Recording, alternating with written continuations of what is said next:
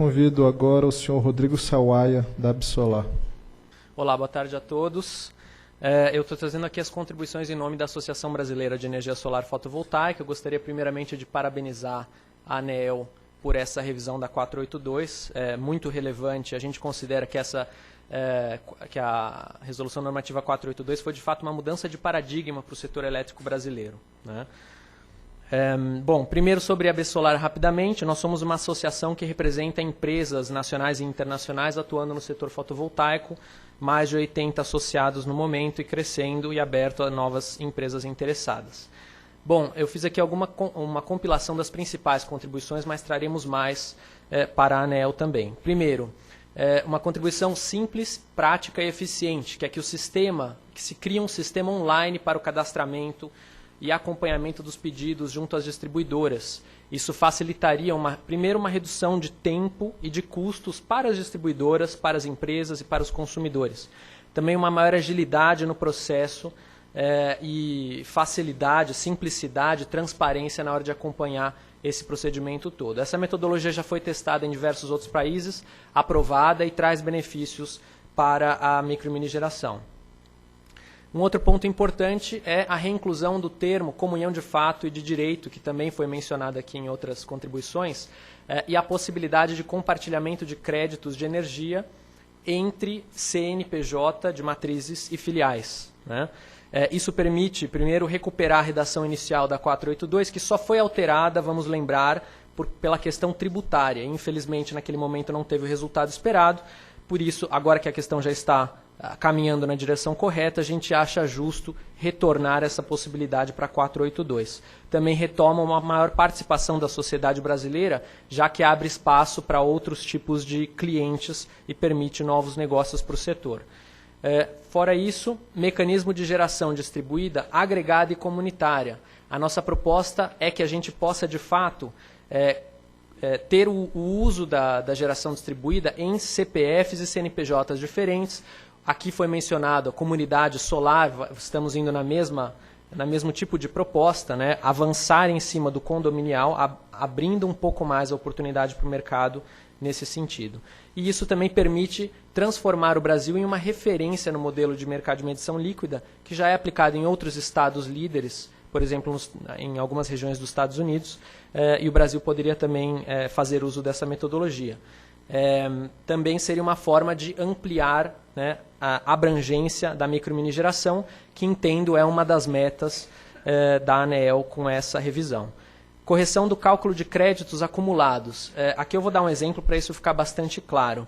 Se a gente imaginar uma unidade consumidora trifásica, que tem um custo de disponibilidade de 100 kWh por mês, se ela tiver um consumo mensal de 500 kWh e naquele mesmo mês tiver uma geração de injeção na rede de 500 kWh, ela continua sujeita a pagar o custo de disponibilidade, isso é devido, sem problemas, mas atualmente ela não está acumulando créditos. Significa que ela de fato tem uma perda de 100 kWh naquele mês, que foram os créditos que não foram acumulados, foram compensados até o zero e o cliente ainda pagou o custo de disponibilidade. Então, uma correção na metodologia de cálculo, e a gente vai propor uma equação para fazer isso, para que esse benefício seja percebido pelo cliente que investiu nessa tecnologia e gerou essa energia que foi vendida pela distribuidora.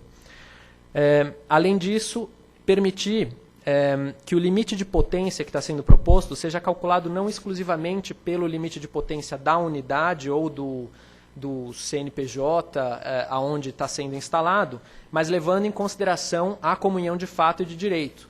É o caso, por exemplo, de utilizar um sistema de geração no Minha Casa Minha Vida na área comum, né, digamos na área condominial do Minha Casa Minha Vida, mas você querer atender com essa energia todas as unidades consumidoras. Então, se você tivesse que limitar a potência da área comum, você inviabiliza a proposta do modelo. E o mesmo vale para conjuntos residenciais e comerciais. Além disso, a gente considera fundamental que os créditos de energia sejam considerados como créditos de energia e não monetizados, não transformados em valor financeiro. Ao fazer essa monetização, né, o que acontece de fato é um desincentivo para a instalação de micro e mini gerador em clientes que têm unidades de grupos diferentes, como A e B, ou clientes com tarifa ouro sazonal, porque ele fica sujeito, como foi mencionado aqui, a uma tarifa de ponta, tarifa fora ponta, que acaba inviabilizando, em muitos casos, a instalação do sistema. Eu tenho mais algumas contribuições, mas eu acho que eu vou parar aqui para não ultrapassar demais o tempo e retorno em seguida. Obrigado.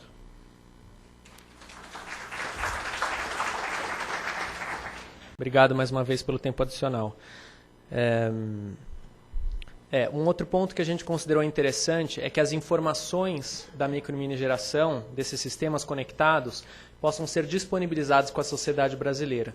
Então, que a ANEEL periodicamente faça uma atualização através de um site específico, por exemplo, com dados a respeito dessas informações. Esses dados estatísticos, eles têm uma série de funções. Primeiro, manter uma transparência do acompanhamento e da evolução do mercado e também das etapas de acesso. Quanto tempo a gente tem demorado? A gente pode acompanhar isso também ano a ano, a sociedade inteira saber, né?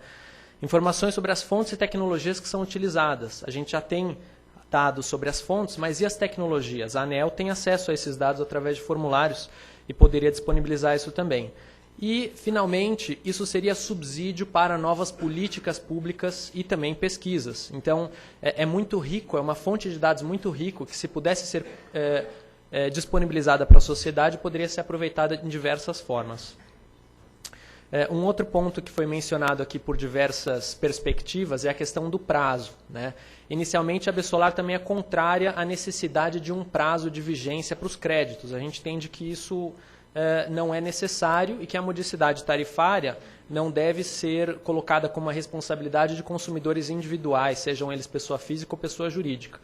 Mas, caso seja mantido o prazo, que ele seja alinhado, em primeiro lugar, com a data de prescrição habitual prevista na legislação brasileira. E, em segundo lugar, isso daria um benefício adicional, que é você poder otimizar o tamanho do seu sistema de geração, porque a gente sabe que qualquer sistema de geração ao longo da vida útil, ele tem uma perda natural de eficiência. Então, você superdimensiona ele levemente para você ter essa perda natural ao longo dos, por exemplo, 5 anos, e ao final desse processo ainda ter o sistema gerando a maioria da energia daquela unidade consumidora.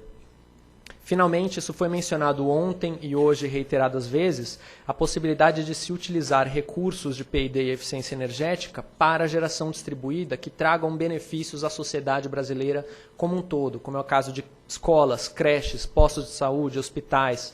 E essa seria uma forma da gente, de fato, trazer mais geração distribuída, em especial para prédios da administração pública, que tem dificuldade também em obter recursos para fazer esse tipo de instalação, trazendo benefícios sociais e educacionais para a sociedade brasileira e trazendo economia também para o governo federal, estadual e municipal. Aqui, só como um exemplo, os Estados Unidos, ele atualmente, o mapa está um pouquinho difícil de ver, mas todos esses sóis que temos aqui, são escolas que já têm sistemas fotovoltaicos nos Estados Unidos. E os pontinhos menores, verdes e amarelos, são escolas que ainda não têm.